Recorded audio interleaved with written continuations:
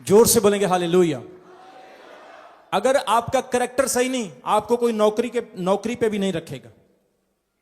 मेरी बात को समझ रहे? कैरेक्टर का मतलब ये नहीं कि आप व्यभिचार करते हैं, कैरेक्टर में और भी बहुत सारी चीजें इंक्लूड होती। हमारा बोलना, हमारी जुबान, हमारा स्वभाव, हमारे तौर तरीके, ये भी कैरेक्टर में आते। कितने लोगों को समझ आ रही मेरी बात की? ओह, पक्खा लगा दो यार, कोई पक्खे के तो पंख ही उड़ गए। जोर से बोलेंगे हालेलुया। ये भी आत्मा से भर गए, पंख लगा के उड़ गए। जोर से बोलेंगे हालेलुया। मैं कहां पे बोल रहा था? और कुछ था यार। हां, घर का जो माहौल है, जैसा होगा आपके बच्चे वैसे ही होंगे। कितने जनों को समझ आ रही मेरी बात की? अगर मम्मी टू मच है तो बच्चे टू मच होंगे। बोल रहे मेरी मम्मी ऐसे है तो मैं उसका रिकॉर्ड तोड़ूंगी, मैं अपने डैडी का रिकॉर्ड तोड़ूंगा। अगर आप गॉड फीयरिंग पर्सन हैं, अगर आप परमेश्वर का भय मानने वाले हैं, मैं आपको बता रहा हूं, आपके बच्चे उस उत्तम फ्रूट को देखेंगे जो परमेश्वर देने वाला है। जोर से बोलेगा हालेलुया।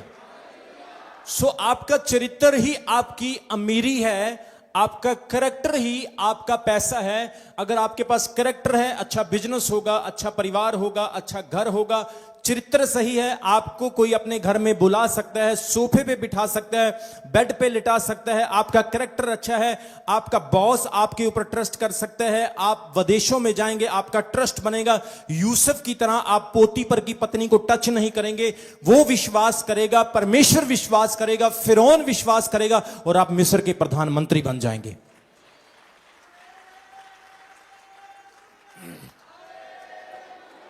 जोर से बोलेंगे हालेलुया। जोर से बोले आमीन। बहुत कुछ है कहने के लिए, लेकिन शॉर्टली चलेंगे। माता पिता की आज्ञा टालने वाले लोग अंतिम दिनों में आपको मिलने वाले। आज के समय में बहुत बुरा हाल है, मुझे बहुत डर लगता है। मैं परमेश्वर से बहुत प्रार्थना करता हूं कि प्रभु बच्चों को, चर्च के बच्चों को, कलीसिया के बच्चों को, हम सब के बच्चों को अपने कंट्रोल में रखना। बहुत डर लगता है, क्योंकि शैतान जो है ना, अपने पूरा जोर और खरोश से सबसे ज्यादा अटैक जो है नई जनरेशन को कर रहा है।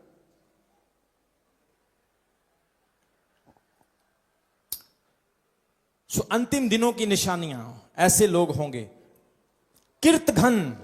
कीर्तघन होता है वो लोग जो परमेश्वर के और दूसरों के प्रति कभी आभार नहीं मानेंगे, उनकी कदर नहीं करेंगे। कीर्तघन मतलब आप किसी के लिए कुछ भी करें तो वो लोग उसका आभार नहीं, उसका धन्यवाद नहीं करेंगे, इवन परमेश्वर का भी नहीं करेंगे। ना शुक्रे लोग जो थैंक्स नहीं करते हैं, उनको जितना मर्जी देते रहो वो धन्यवाद नहीं करते हैं। लेकिन हम लोग ऐसे नहीं हैं, हम परमेश्वर की संतान हैं। हम तो बात बात पर सुबह और शाम हर घड़ी उसका धन्यवाद करने वाले हैं। जोर से बोलेंगे हालेलुया। ऐसे लोग आपके एहसानों को बुला देंगे। आप उनके लिए कुछ भी करो, जैसे पहला शब्द मैंने बताया स्वार्थी, वो भी इस प्रकार के लोग होंगे।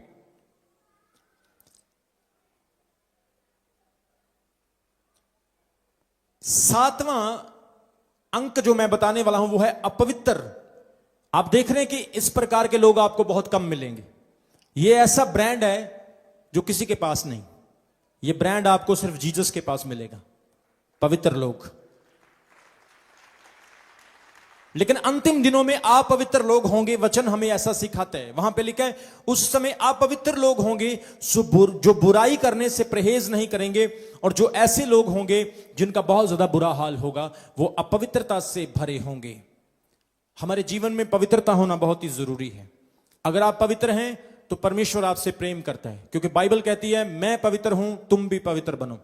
परमेश्वर कहता है मैं होली हूं, तुम भी होली बनो।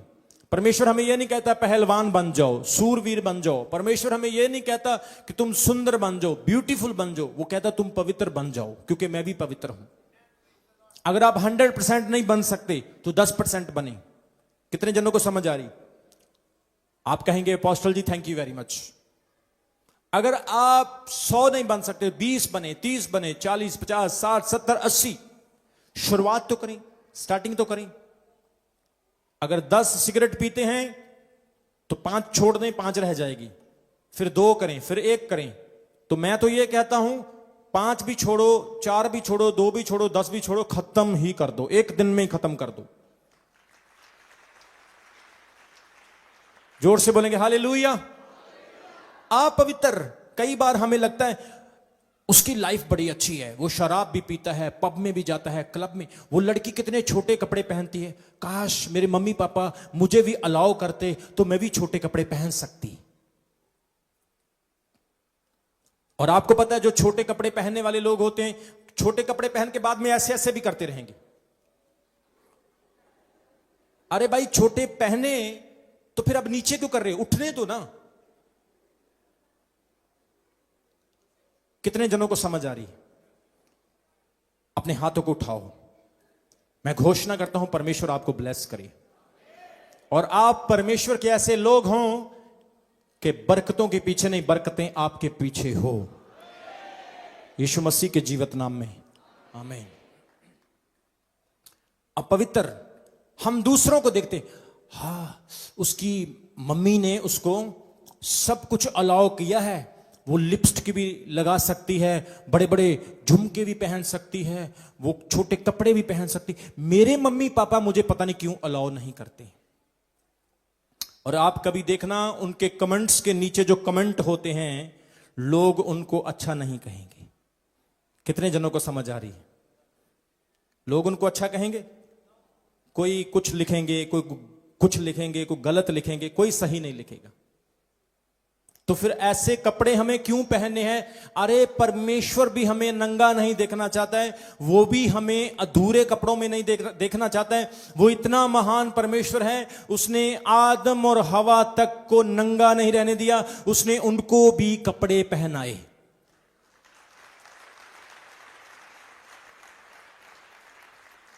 जोर से बोलेंगे हालेलुया, जोर से बोलेंगे आमीन। इसलिए कपड़े पहनो, लेकिन ऐसे पहनो कि आपका बॉडी जो है एटलीस्ट ढका होना चाहिए। महंगे पहनो, अच्छे पहनो, ब्रांड के पहनो, मुझे कोई ऑब्जेक्शन नहीं, लेकिन वचन हमें ऐसा सिखाता है। अपवित्रता परमेश्वर को बिल्कुल भी पसंद नहीं है। बुराई करने से हमें डरना है, पाप करने से हमें डरना है। एक भाई ने मुझे सवाल किया कि अपोस्टल जी मैं एक बिजनेस करता हूं, तो क्या मैं 100 रुपए की चीज लेकर उसे 150 रुपए में बेच सकता हूं? ये बुराई तो नहीं? तो मैंने कहा भाई इसमें क्या बुराई है, वो तो बिजनेस है। 150 छोड़ो, तुम 200 कमाओ, वो तो बिजनेस है, तो ये बुराई तो नहीं। अपोस्टल जी अगर मैं बिजनेस करता हूं, मैं उसमें झूठ बोलता हूं, मुझे मेरे बिजनेस में झूठ बोलना पड़ता है, तो क्या मैं झूठ बोलूं या ना बोलूं? क्या ये भी अपवित्रता है? क्या ये भी बुराई है? मैंने कहा भाई बिजनेस तो बिजनेस है। अगर घोड़ा घास से दोस्ती करेगा तो खाएगा क्या?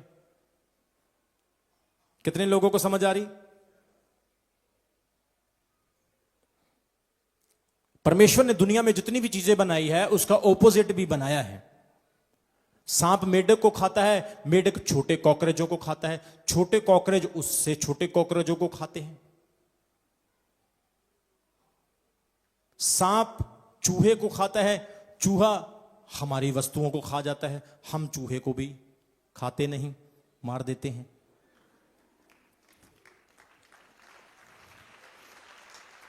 कितने लोगों को समझ आ रही? सब बोलो हालेलुया।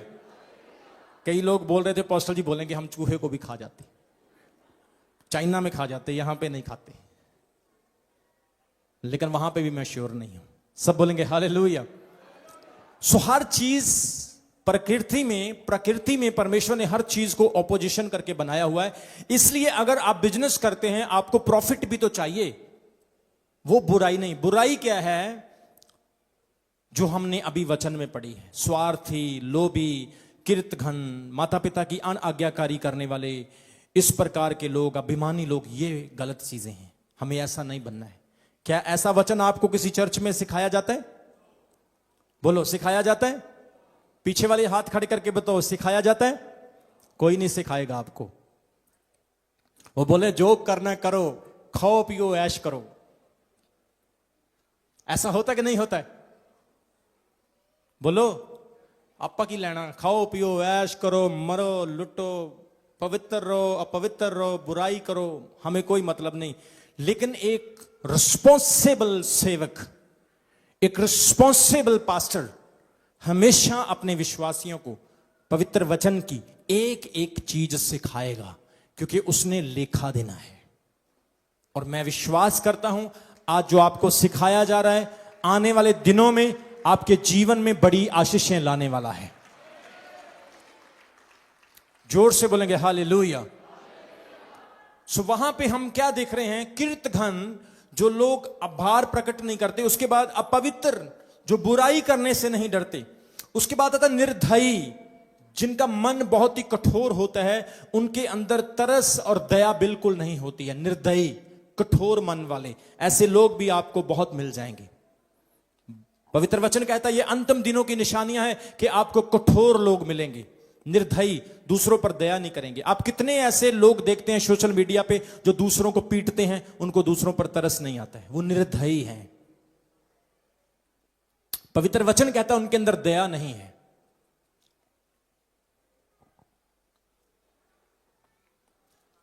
क्षमा करने वाले होने चाहिए। वचन में लिखा तुम क्षमा करोगे तो तुम्हें भी क्षमा किया, तुम दया करोगे तो तुम्हारे ऊपर भी दया की जाएगी। जोर से बोले हालेलुया। अगला है क्षमा रहित, दूसरों को माफ करने वाले। क्षमा रहित, जो दूसरों को क्षमा नहीं करते, जिनके अंदर क्षमा नहीं होती। क्षमा रहित, दया रहित, दया नाम की चीज ही उनकी लाइफ में नहीं है। Matthew chapter 6 verse 14 and 15 says, इसलिए तुम मनुष्यों के अपराध क्षमा करोगे तो तुम्हारा स्वर्गीय पिता तुम्हारे अपराध भी क्षमा करेगा। अगर आप दूसरों को क्षमा करोगे तो तुम्हारे अपराध भी क्षमा हो जाएंगे। जोर से बोले हालेलुया, जोर से बोले हालेलुया। एक बार फिर बोलेंगे, थके तो नहीं? आज बाइबल की क्लास हो गई, ये स्टडी हो गई आज, मतलब ये बाइबल का सेशन हो गया पूरे चर्च का, ये स्टडी दे दी आपको। जोर से बोलेंगे हालेलुया। अंतिम दिनों में इस प्रकार के लोग होंगे जो क्षमा रहित होंगे। आज लोगों के अंदर क्षमा नहीं, दया नहीं। इंसान को मारना तो एक जानवर को मारने के बराबर हो गया है। जैसे एक कॉकरोच को मारा जाता है, जैसे दुकान के ऊपर मुर्गी काटी जाती है, इस प्रकार से लोग इंसान को मार देते हैं। ऐसा माहौल बन गया, लोगों के अंदर दया और क्षमा नाम की चीज नहीं रही। किसी ने गलती की तो वो आपसे माफी मांगेंगे, हाथ जोड़ेंगे, क्योंकि मुसीबत पड़ गई। लेकिन जब आप गलती करेंगे तो वो आपको सजा दिलाकर ही रहेंगे। क्षमा रहित, क्षमा नहीं। इस प्रकार के लोग अंतिम दिनों में हमें देखने के लिए मिलेंगे। और 10वां बात है दोष लगाने वाले, जो दूसरों पर दोष लगाते हैं। तुम गलत हो, तुमने ये किया, तू चोर है, तू पापी है, तू अच्छा नहीं है, तू गलत करैक्टर का है, ये वो करता है, ये यहां देखता है, इसकी लाइफ ऐसे है, इसके बच्चे ऐसे। दूसरों पर हमेशा अनशन दोष लगाते रहेंगे। वचन में लिखा हम दोष लगाने वाले ना बने। मत्ती 7:1 में लिखा है दोष मत लगाओ, नहीं तो तुम पर भी दोष लगाया जाएगा। मैंने क्या बोला? जो बोएंगे हम, बोलो, जो बोएंगे वही काटेंगे। जो आप दूसरों के साथ कर रहे हैं आपके साथ भी होने वाला है। डैनियल के ऊपर दोष लगाए गए पर परमेश्वर ने उसको बचाया। यूसुफ के ऊपर दोष लगाए गए पर परमेश्वर ने उसको बचाया। 11वां है असंयमी, जिनके अंदर अपने आप पर कंट्रोल नहीं होता है। असंयमी, सब बोलो। थके तो नहीं? अपने हाथों को उठाओ, बोलो मैं थकता नहीं हूं, मुझे वचन से प्यार है। आमीन। असंयमी, बोलो असंयमी। वचन में लिखा है अंतिम दिनों में ऐसे लोग होंगे जो असंयमी होंगे, जिनके अंदर कंट्रोल नहीं होगा। आप कितने लोगों को देखते हैं जिनके अंदर कंट्रोल नहीं होता है? ਜਿਹਦੇ ਨਾਲ ਲੱਗੀ ਗੱਲੀ ਤੇ ਉਹਦੇ ਨਾਲ ਹੀ ਤੁਰ ਚੱਲੀ। सेल्फ कंट्रोल नहीं, कुछ बुरा देखा तो गिर गए, कुछ ऐसा देखा तो वैसे ही बन गए। सेल्फ कंट्रोल नहीं, गुस्से पर कंट्रोल नहीं, पाप के ऊपर कंट्रोल नहीं, उनकी ब्रेक फेल हो चुकी है, सीधा एक्सीडेंट ही होता है, मतलब कंट्रोल ही नहीं उनकी लाइफ में। लेकिन हमने इस प्रकार के लोग नहीं बनना है। वचन में लिखा है इस प्रकार के लोग आपको अंतिम दिनों में मिलेंगे, जो असंयमी होंगे, जिनके ऊपर कंट्रोल नहीं होगा। 12वां है कठोर, जिनके अंदर रहम नहीं है, जो दूसरों को मारेंगे, दूसरों को बुरा कहेंगे, गालियां निकालेंगे, कठोर दिल के होंगे, दूसरों पर तशद्दुद करेंगे, अपने लिए माफी मांगेंगे, दूसरों के लिए क्षमा नहीं होगी उनकी लाइफ में। इस प्रकार के कठोर लोग। 13वां है भले के वैरी, जो भले से प्रेम करने वाले नहीं पर बैर करने वाले होंगे। हम कहते कर भला हो भला, सब बोलो कर भला हो भला। आजकल क्या कहते हैं, कर बुरा तो हो भला है? कर बुरा तो हो भला, कर भला तो हो बुरा। लेकिन यह गलत है, इसका अंजाम सही नहीं। कुछ समय के लिए चालाकी से इसका फायदा लिया जा सकता है, लेकिन अंतिम रिजल्ट अच्छा नहीं। अंतिम रिजल्ट उसका ही अच्छा है जो भला करेगा, उसे भला ही मिलेगा। भले के वैरी। 14वां है विश्वासघाती, दूसरों का भरोसा तोड़ने वाले। ट्रस्ट किया, उसने ट्रस्ट को तोड़ दिया, भरोसे को तोड़ दिया। आपने किसी को पैसे दिए, भाई ये 5 लाख ले ले, 10 लाख ले ले, मेरा काम कर दे, परंतु वो विश्वासघाती निकला, उसने आपका काम नहीं किया।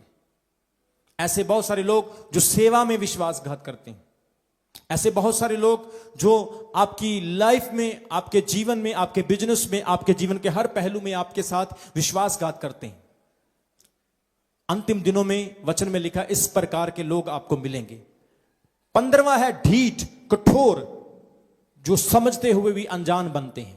उनको सारी बातों का पता होता है लेकिन अनजान बनेंगे। 16वां है घुमंडी, घुमंड करने वाले, प्राउड करने वाले, अपने टैलेंट पे, अपनी खूबियों पे, अपने आप पर घुमंड करने वाले। 17वां है परमेश्वर के नहीं परंतु सुख विलास के ही चाहने वाले। उनको सुख विलास चाहिए, परमेश्वर से उनको कुछ भी लेना देना नहीं, उन्हें सुख विलास चाहिए। उनको बोलो तुम यहां पे चले जाओ, हां चला जाऊंगा, मेरे को सुख चाहिए। उसको बोलो तुम इसको मान लो, वहां पे चले जाओ, ये कर लो, वो कर लो, उनको सुख चाहिए, उनको सच्चाई से कुछ लेना देना नहीं। वचन में लिखा सिर्फ सुख विलास ही उनकी लाइफ का मोटिव है। कितने जनों को समझ आ रही मेरी बात की? जोर से बोलेंगे हालेलुया। लेकिन परमेश्वर कहता है जो मेरे पीछे चलते हैं मैं उन्हें बहुत आशीष दूंगा। वो कहता है तुम मेरे पीछे चलो, दुनिया की सारी चीजें तुम्हें मिलेगी। वो कहता है तुम्हारे रखने में आशीष होगी, तुम्हारे उठने में आशीष होगी, तुम्हारे बैठने में आशीष होगी, तुम घर के अंदर बरकत पाओगे, बाहर बरकत पाओगे, तुम्हारे बच्चे आशीष पाएंगे, तुम्हारे खेत आशीष पाएंगे, तुम्हारे पशु आशीष पाएंगे, तुम्हारे जीवन के हर हिस्से में आशीष होगी। तुम्हारे देश में किसी का गर्भ नहीं गिरेगा, तुम्हारे पशुओं को आशीष मिलेगी, तुम्हारी जमीन पर आशीष होगी, कीड़ा नहीं लगेगा, फसल अच्छी होगी। मैं तुम्हें इतनी आशीष दूंगा, तुम कर्जा लेने वाले नहीं, तुम कर्जा देने वाले बन जाओगे। एक नारा लगा दो हालेलुया का। और 18वां है भक्ति का बेस धरेंगे पर उस पर नहीं चलेंगे। उनकी करनी और कथनी में फर्क होगा। हाथी के खाने वाले दांत और दिखाने वाले और। भक्ति का भेष तो धरेंगे परंतु भक्ति करेंगे नहीं। आज हम बहुत सारे ऐसे सेवकों को देख रहे हैं जो मसीह के नाम की बदनामी करवाते हैं। ऐसे बहुत सारे पास्टर्स जो वचन से अधूरे हैं, जिन्होंने अपने घर तो पैसे से भर लिए पर मसीह का नाम बदनाम किया है। वो भक्ति का बेस धरते हैं लेकिन अंदर से क्रोध से, विरोध से, अंदर से कुटिलता से भरे हुए हैं। इस प्रकार के लोग भक्ति का बेस धरते हैं पर भक्ति उनके अंदर नहीं होती। करनी और कथनी में फर्क होता है। मतलब अंतिम दिनों में वचन कहता है इस प्रकार के लोग होंगे। उन्होंने भक्ति का बेस धरकर लोगों में विरोध डाल दिया। मैं आपको बताना चाहता हूं एक समय था जब कोई हमें मिला करता था तो वो कहता था are you Christian? Wow, wonderful. Oh, Christians people are very good people, very educated people, they are very sincere people. Wow, are you Christian? Oh, wonderful, nice to meet you. बहुत अच्छा लगा आपको मिलकर. तो आजकल मसीही लोगों की कई जगह पर, कई एस्पेक्ट पर बदनामी की जाती है. उसका कारण कुछ सेवक ही हैं जो मसीह के नाम की बदनामी करवाते हैं. चर्च सिर्फ वचन के लिए, आराधना के लिए और प्रार्थना के लिए है. यह कॉमेडी का घर नहीं है. कितने लोगों को मेरी बात की समझ आ रही? चर्च कॉमेडी का घर नहीं है. कई पास्टर अपने चर्च में कॉमेडी करते हैं, उल्टे सीधे काम करते हैं, जो मुंह में आता बोल देते हैं. यह कॉमेडी का घर नहीं है. बाइबल में परमेश्वर कहता है, यीशु मसीह ने कोड़रा फेर कर फरीसियों को हैकल से बाहर किया और क्या कहा? मेरे पिता का घर प्रार्थना का भवन होगा. यह प्रार्थना का भवन है.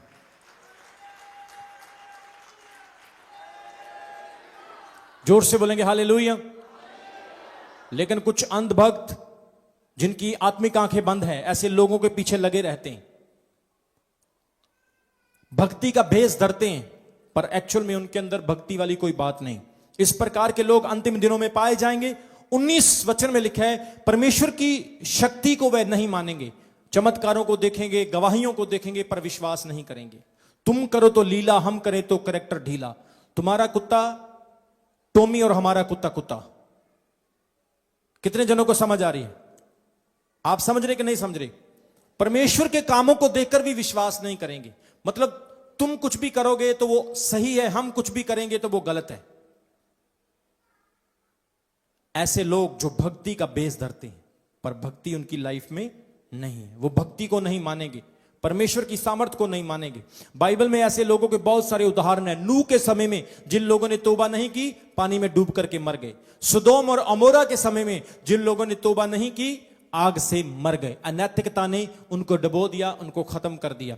फिरौन के समय में जिन्होंने परमेश्वर को अस्वीकार किया, जिनका हृदय कठोर था, वचन में लिखा परमेश्वर ने 10 विपत्तियां डालकर उनसे बदला लिया और उनको नम्र किया. यहूदा इस्करियोती जो यीशु मसीह का चेला था, उसने यीशु मसीह के साथ धोखा किया. इस प्रकार के लोग हम बाइबल में बहुत सारे देखते हैं. सवाल यह पैदा होता है कि इस बुरे समय में, अंतिम समय में, जब लोग स्वार्थी हैं, लालची हैं, ढींग मार करने वाले हैं, तो हम क्या करें? वचन कहता है हम क्या करें? सबसे पहले हमें क्या करना है? हमें परमेश्वर के वचन में दृढ़ होना है. अपने पड़ोसी को बोलो, फिर बोलो, हाथ पकड़ के बोलो, लड़ाई हो गई. जोर से बोलो हालेलुया. अगर इस प्रकार के लोग हर जगह आपको मिल रहे हैं, अगर अंतिम दिनों में इस प्रकार के लोग आगे हैं, तो आपने क्या करना है? सबसे पहले आपने वचन में दृढ़ हो जाना है. 2 तिमोथी 3:16-17 कहता है कि परमेश्वर का वचन जो पवित्र आत्मा के द्वारा लिखा गया है, सिखाने में, उपदेश देने में, वो सुधारने में लाभदायक है. जो गुद्दे बंद बंद को, विचारों को अलग अलग कर देता है, काट देता है. परमेश्वर का वचन आपने पढ़ना है. दूसरी बात, आपने प्रभु के निकट आना है. तीसरी बात, आपने पवित्र आत्मा से भरपूर रहना है. चौथी बात, आपने प्रभु के आगमन के लिए तैयारी करनी है. इन कामों को करने के द्वारा, इन पॉइंट्स को फॉलो करने के द्वारा आप इन स्वार्थी, ढींगमार, लालची ऐसे लोगों के समय में भी ब्लेस्ड व्यक्ति बने रहेंगे.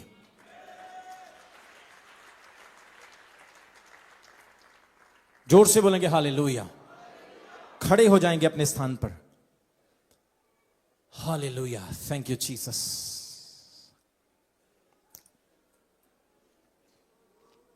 परमेश्वर का आत्मा कह रहा है, आज के वचन को जितने भी प्रिय जनों ने सुना है, परमेश्वर आपको ब्लेस करने जा रहे हैं. और आज का वर्ड जो आपने सुना है, यह वर्ड 100 गुना आपकी लाइफ में फल लेकर आएगा. और एक बात आप याद रखें, कबूतरों की तरह भोले और सांपों की तरह चतुर भी बनना है. कितने जनों को समझ आ रही है? अपने पड़ोसी को यह बात बोलो सब. कबूतरां दे वांगू भोले ते सप्पां दे वांगू होशियार बनना वा. बोलो.